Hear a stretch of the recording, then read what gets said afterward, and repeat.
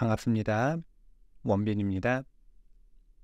세상의 모든 지식을 출세간의 지혜로 꽃피우기 위한 공부 원빈 스님의 도서관 환희미소 시간입니다. 오늘은 하버드 첫 강의 시간관리 수업 가지고 왔고요. 쉬센자는 지음 하정희 옮김 리드리드 출판사입니다. 표지에는 하버드 청춘들은 하루 24시간을 어떻게 쓰는가? 하버드 신입생의 첫 강의는 왜 시간관리 수업인가? 성공은 시간을 어떻게 쓰는가에 달렸다. 하버드 출신들은 결코 시간이 부족하다고 말하지 않는다. 이렇게 소개하고 있습니다. 오늘은 본문 중에서도 파트 7번 직장생활과 일상생활의 균형 맞추기, 즉 업무와 생활의 균형을 어떻게 맞출 것인가 라고 하는 부분을 한번 읽어보도록 하겠습니다. 업무 태도 바꾸기. 자신의 직책을 돈벌이라고 생각하는 사람과 업무 자체만 보는 사람은 자신의 직업을 좋아하더라도 그 열정을 오래 유지하지 못할 것이다. 단, 업무를 하나의 사업으로 바라보는 사람은 정반대일 것이다. 빌 게이츠. 마이크로소프트의 창업자이자 전 CEO인 빌 게이츠는 일에 대해 매우 열정적이고 스스로에게 엄격한 사람이었다. 유년 시절을 시애틀에서 보낸 그는 한 교회에서 목사가 성경의 마태복음 제5장에서 제7장의 내용을 전부 외우는 사람에게 시애틀의 랜드마크인 스페이스 니들의 레스토랑에서 식사할 기회를 주겠다고 말했다. 그 자리에 있던 모든 사람들은 마태복음 제5장에서 제7장의 내용이 상당히 길기 때문에 외우는 것 자체가 어렵다는 걸 알고 있었다. 그래서 스페이스 니들의 레스토랑에서 공짜로 식사를 하길 원하면서도 대부분의 사람들이 금세 포기해버렸다. 그런데 며칠 후 고작 11살인 빌 게이츠가 패기 있게 목사의 앞에 서서 한 글자도 틀리지 않고 약속한 성경의 내용을 전부 외웠다.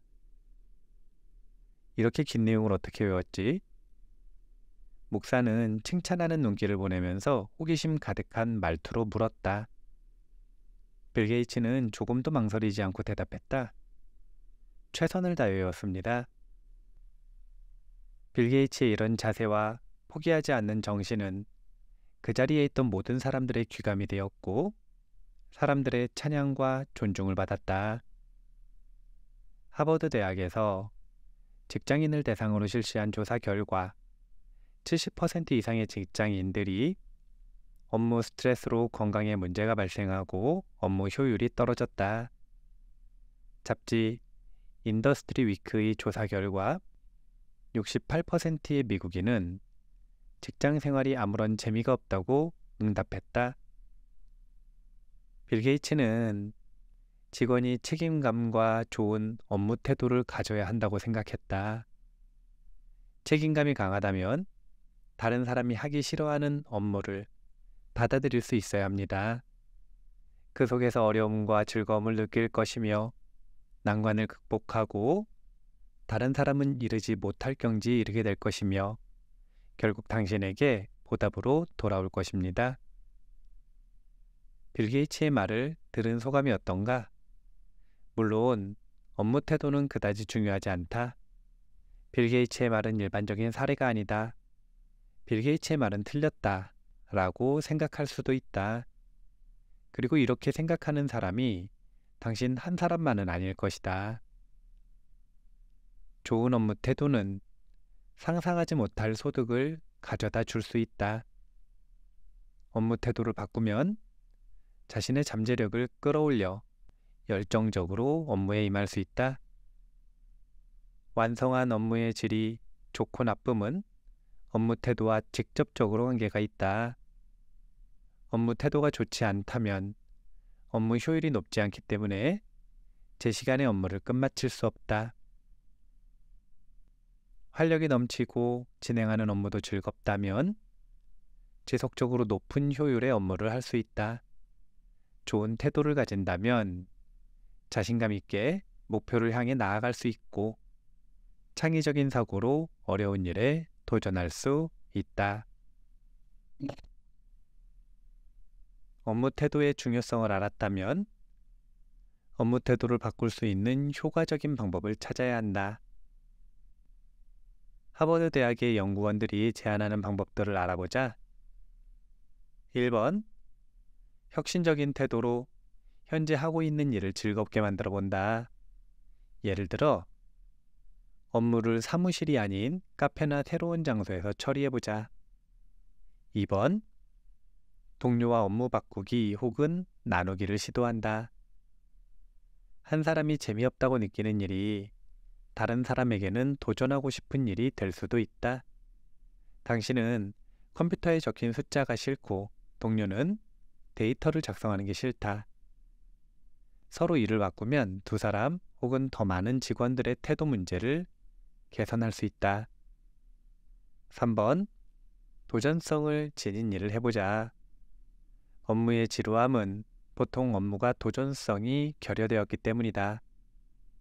책임감을 더해서 업무에 신선함을 줄 수 있다. 개인생활 정리하기. 여가 시간은 사람의 차이를 부른다.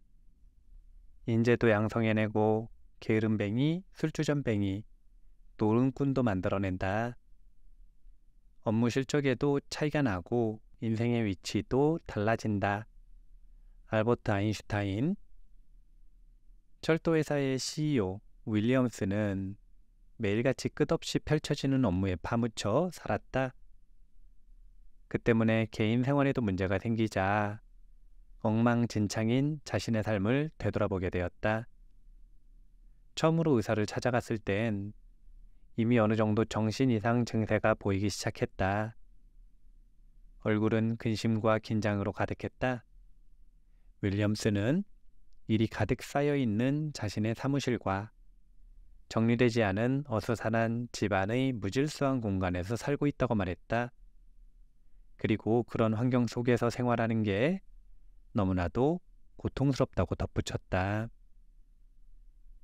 의사와 상담을 마친 윌리엄스는 가장 먼저 아내와 함께 방 청소를 했다. 필요 없는 물건들을 다 버리고 물건들을 분류한 다음 나눠서 보관했다. 사무실로 출근해서는 책상을 깨끗하게 정리했다. 오늘 처리해야 할 업무는 미루지 않고 바로 처리했다. 그러자 윌리엄스의 업무 환경이 개선되기 시작했다. 업무 스트레스도 줄어들고 업무 효율은 높아졌다.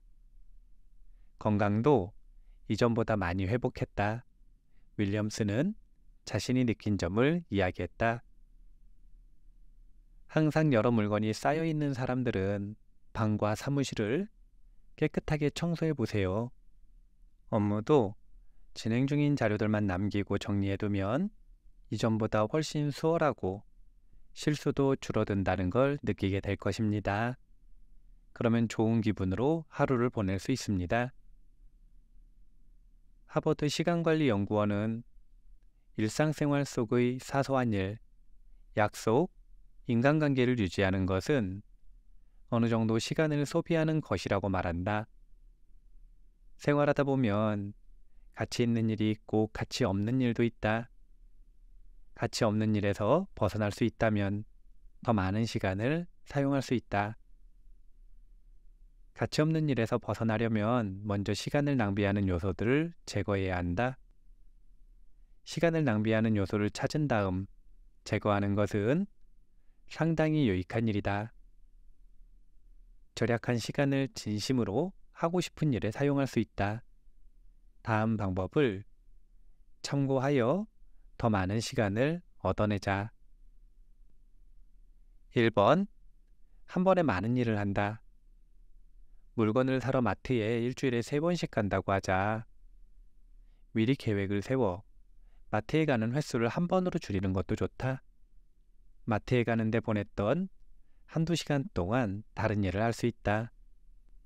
2번, 외출하는 일을 하나로 합친다.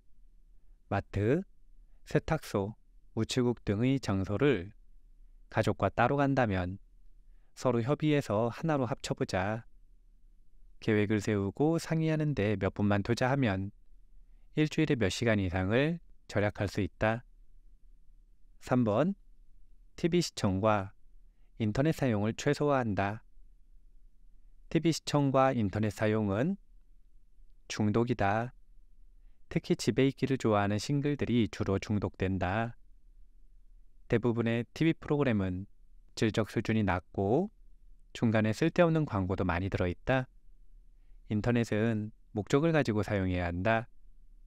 아무런 목적 없이 인터넷을 사용한다면 시간을 무작위로 낭비하는 것이다. 자질구레한 일에서 벗어나는 마지막 방법은 약속이나 승낙을 할 때는 신중하게 고려해야 한다. 약속이나 승낙도 시간을 빼앗는 행위다. 다른 사람을 도와주느라 많은 시간을 허비하게 된다. 게다가 약속이나 승낙을 지키지 못하면 인간관계에도 문제가 생길 수 있다. 업무 과부하는 조금 다르다. 인간관계도 승낙의 중요한 부분이지만 역시 시간을 빼앗는다. 사람들은 인간관계에서 만족감을 얻기 때문에 가치 있는 시간 투자라고 생각한다.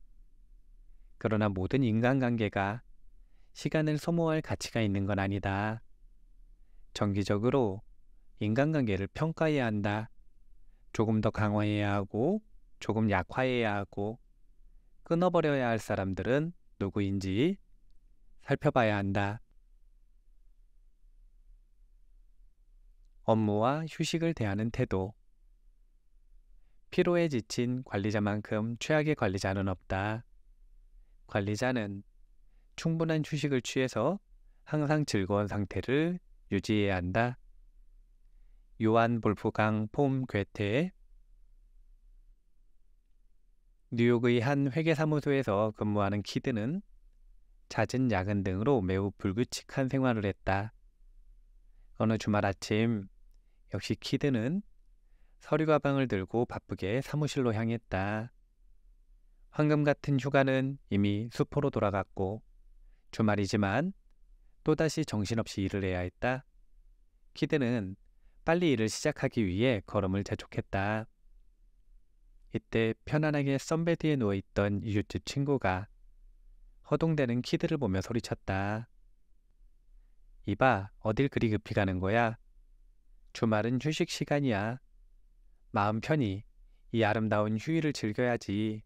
자네처럼 초조해하면 안 돼. 자, 여기 누워서 위대한 예술을 즐겨보라고. 위대한 예술? 그게 무슨 소린가? 키드가 걸음을 늦추며 물었다. 별거 없네. 사라지고 있는 예술을 자네와 함께 즐기고 싶었을 뿐이야. 요즘은 대부분의 사람들이 그 예술을 잊고 살아가지.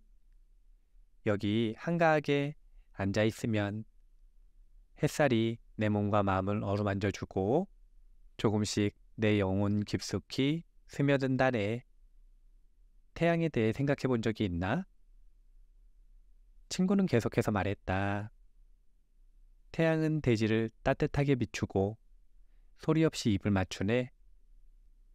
초인종을 누르지도 않고 전화를 걸지도 않지. 태양이 1시간 업무량은 우리가 평생 일하는 것보다 훨씬 많을 것이네. 태양은 참으로 위대하지. 태양이 비추기 때문에 온 세상이 활기를 띠고 있어. 태양이 내게 큰 영향을 준다는 걸 알게 됐어. 일광욕을 할 때마다 태양은 내 몸 전체에 스며들어 나를 치유해주고 안정을 찾게 해주고 무한한 에너지를 주고 있어. 이런 이유 때문에 나는 일광욕에 빠져 있어. 자네도 서류를 잠시 내려놓고 잠시만 여기 앉아보게. 키드는 친구의 옆에 앉아 따뜻한 태양을 온몸으로 흡수했다. 그리고 방으로 돌아가 밀린 서류를 다시 처리하기 시작했다. 놀랍게도 업무 효율이 높아져 평소보다 일찍 업무를 끝마칠 수 있었다.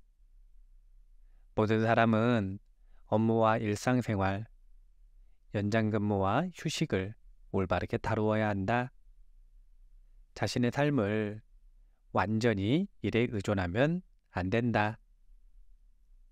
성공을 갈망하는 사람들은 잠깐 걸음을 멈추고 편안히 쉬는 것을 아까워한다. 편안히 쉬는 건 업무에 무책임하고 시간 낭비라고 생각하기 때문이다. 쉬지 않고 열심히 일해야 일찍 성공할 수 있다고 생각한다.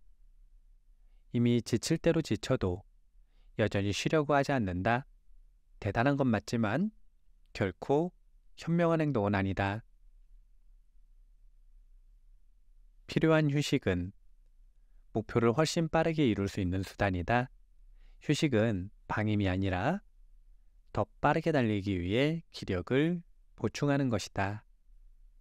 휴식은 업무에서 잠시 빠져나와 제3자의 시각에서 업무를 살펴보게 하고 업무에서 발생한 어려운 문제를 다른 시각에서 보고 해결할 수 있게 도와준다. 또한 업무 효율을 높여 짧은 시간 내에 업무를 끝내게 해주고 연장 근무 횟수를 줄이거나 아예 하지 않도록 해준다. 업무가 삶 전체를 차지해서도 안 되고 휴식 시간을 차지해서도 안 된다는 것이다. 그러기 위해서는 원칙과 방법을 잘 알고 있어야 한다. 하버드 시간관리 수업에서 제안하는 방법을 살펴보자. 1번. 업무를 집에 가져가지 않기. 업무를 집에 가져가지 않는 건 쉬워 보이지만 현대인들에겐 점점 어려운 일이 되었다. 야근이 필수고 집으로 업무를 가져가는 건 하나의 유행이 되었다. 대세를 따르면서 손해를 본다는 생각이 들지 않는가? 당신이 열심히 일하는 건 사랑하는 가족과 좋은 날을 보내기 위해서이다. 그러나 바쁘게 일하느라 모든 시간을 다 소모해버리면 가족과 보낼 수 있는 시간은 거의 없을 것이다. 얻는 것보다 잃는 게 더 많다고 생각하지 않는가? 집에서는 가족과 단란한 시간을 보내야 한다. 집안에 업무 공간이 있어서는 안 된다.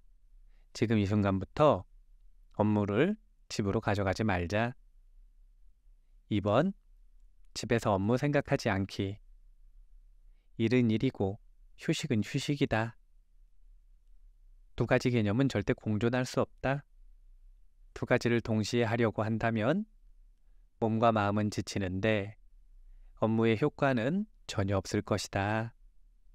몸은 집에 있으면서 마음은 사무실에 있어선 안 된다. 3번 취미생활하기. 하버드 대학의 조사 결과 최근 10년 동안 미국의 워커홀릭 수가 5배나 증가했다고 한다. 사람의 체력과 정신은 받아들일 수 있는 한계가 있다. 다채롭고 풍요로운 삶만이 우리를 무너지지 않게 지탱해준다. 취미생활은 다른 업무를 하는 것이 아니기 때문에 업무와 일상생활을 대하는 태도를 적절하게 조율할 수 있다. 일 때문에 자신의 취미생활을 못하는 건 현명한 사람이 해야 하는 선택이 아니다. 건강한 삶과 적당한 취미생활이 뒷받침되어야 업무 효율이 높아진다. 그러니 취미생활을 포기해서는 안 된다. 일은 우리에게 평범한 관심사거나 생존 수단이기 때문에 우리 삶의 전부가 될 수 없다. 우리 삶을 대신할 수도 없으며 평생 우리 인생의 주인공이 될 수 없다. 오늘 하버드 첫 강의 시간관리 수업, 그 중에서도 업무와 일상생활의 조율을 어떻게 해나가야 하는가, 휴식을 어떻게 취해야 하는가 라고 하는 부분에 대해서 한번 내용을 소개를 해드렸고요. 성공은 시간을 어떻게 쓰는가에 달렸다. 하버드 출신들은 결코 시간이 부족하다고 말하지 않는다. 저도 시간 관리를 말할 때 시간이 부족하다라고 말하는 건 게으른 것이다 라고 쓴소리를 조금 했는데요. 시간 관리에 대한 내용들은 지속적으로 자신을 각성시켜주면서 내용을 업데이트하면서 계속 개선해 나가야 하는 주제라고 생각을 합니다. 한번 읽어보시면 좋겠습니다. 마무리할게요. 세상의 모든 지식을 출세간의 지혜로 꽃피우기 위한 공부, 원빈 스님의 도서관, 환희미소 시간이었습니다. 감사합니다.